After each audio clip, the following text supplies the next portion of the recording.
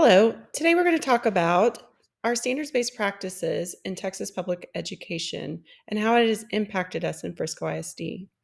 So in 1979, we had our first standardized test in Texas called TABS, which is the Texas Assessment of Basic Skills. It wasn't really based on standards that teachers were teaching. It was just basic skills that everybody should know.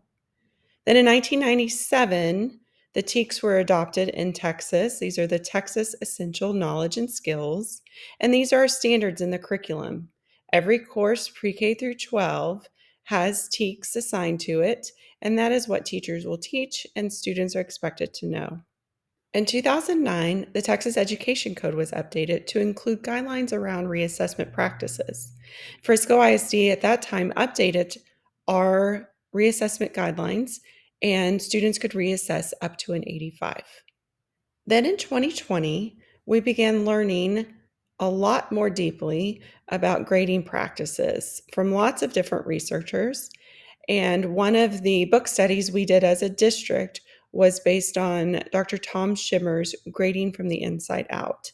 And that book is kind of the foundation piece for our movement and paradigm shift in grading practices. So, what are standards-based practices? These are not new. We have been a professional learning community school district for quite some time now. And what that means is that we start with 4 questions as we're planning collaboratively. What is it that we want students to know and be able to do? And that is founded in our standards, our TEKS. We also then decide, how will we know that they learned it? What evidence do we need to gather in order to accurately report out where students are on these standards? And then how do we respond to students' needs? What if they already know it? How will we extend for them? And what if they don't get it the first time? How are we going to bring them along and intervene where they need it? Here's an example of how this works. This is 8th grade U.S. history, and in that content, they're going to analyze the issues of the Constitutional Convention of 1787, including the Great Compromise and the Three-Fifths Compromise. Now, this is quite a heavy standard, so teachers will break it down into teachable chunks and make those learning targets easily to understand by an 8th grader. They will then come up with an assessment plan. How are we going to know they learned it? What are the types of evidence that we need at the appropriate level? They then design their learning activities, making sure that they have multiple access points. Studying the Constitution can be some heavy reading, so they want to make sure that they have lots of different types of reading to make sure students all are able to understand this heavy content. So then let's say they give a test over this content.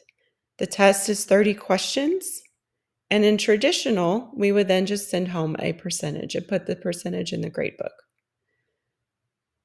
If I were looking at this as a teacher, I would make sure that student 3 and 5 came in for tutorials because they clearly don't understand the material, but all my other students received A's and B's, and so they're pretty good, and we're going to move on to the next unit. But in a standards-based mindset, I now have taken the same test, but I've tagged standards to all the questions and chunked them together to give me different data. So now I can see still students 3 and 5 on 2D need the extra help, but also students 8 and 9 need that help on 2D. If I continue to look at my data, I will see student 3 needs help with 2 standards. But then that student mastered 3 out of the 5, which is fantastic, and we want to celebrate those successes. You might also notice that there are some students that mastered the whole unit and all of the material. So I want to make sure that I'm meeting those students' needs too and extending their learning at the appropriate level. Once we look at the student data, it's then time to look at teacher data. So if you look at the bottom of the chart, we have 5 teachers, all gave the same exact test at the same time and are now coming together to compare their data. They will look at to see which teachers, students performed well on certain standards and discuss what instructional strategies worked with those students. They will also notice if there's any students from teachers' classes that did not perform as well, and they will talk about how they might intervene and make sure that those students' gaps are filled. If we don't do this kind of work and the students leave us from our class and move on, they might have gaps that we never identified because we didn't break down our tests by standards. But by doing this, we're hoping that we close those gaps and move them to the next class or grade level or onto their future with the appropriate knowledge. This is a messy process. We wish that success was just this quick straight line. You do this once and you've got it.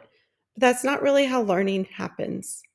We know that we learn by doing, getting feedback, failing forward, and then within time and the appropriate interventions and supports, then we can all reach our potential and success. I have this quick little example here about a workout. So if we were doing this and we had to do 50 push-ups, some of us will be able to knock those out really quickly, and other of us, it's going to take a little bit more time. We've got this class here, and one person might need to start on their knees and work them way up, and it's going to take them time to get to 50. Others have great form, and they just need a little bit more practice and strength to get there. And then others are already there. They show up, they've been working out a lot, and they can do these claps in the middle of their push-ups. So as an instructor, I need to make sure I recognize where all of my students are and challenge them at the appropriate level so that the person on the left doesn't leave class and never come back.